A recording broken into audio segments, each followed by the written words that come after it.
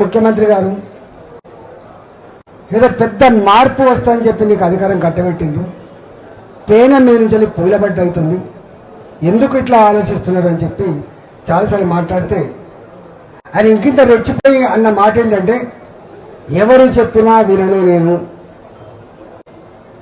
నాకు నేనే నిర్ణయం తీసుకుంటా, పక్కా కూలగొట్టవలసిందే, మొత్తం బుల్డోజర్లు పెట్టవలసిందే, అడ్డమచ్చినోని బుల్డోజర్ కింద తొక్కవలసిందే, కూలగొట్టవలసిందే.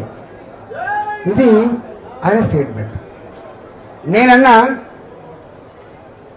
రాజు కూడా మారు వేషంలో అప్పుడప్పుడు ప్రజలు ఏమనుకుంటారో చూసేస్తారు. సరే నువ్వు రాజు కాకపోవచ్చు కానీ నీ కింద ఇంటెలిజెన్స్ వ్యవస్థ ఉంది, వాళ్ళైనా నీకు చెప్పుంటారు కదా ఇక్కడ ఇట్లా ఉంది అని చెప్పి చెప్పుంటారు కదా, ఎందుకు మీరు వింటలేరు అని చెప్పి మళ్ళా ఇట్లా స్టేట్మెంట్ నడుస్తూనే ఉంది. నడిస్తే ఆయన అన్నాడు, మళ్ళీ నేను ఎవరు చెప్పినా వినను అని. నేను అప్పుడు ఒక స్టేట్మెంట్ ఇచ్చిన, ఎవరు చెప్తే వినని వాణ్ణి, ఎవరు చెప్పినా వినని వాణ్ణి ఆయన నాయకుడు అనరు, మనిషి అనరు, సైకో అంటారు అని చెప్పాను. సైకో అంటారు అని చెప్పాను.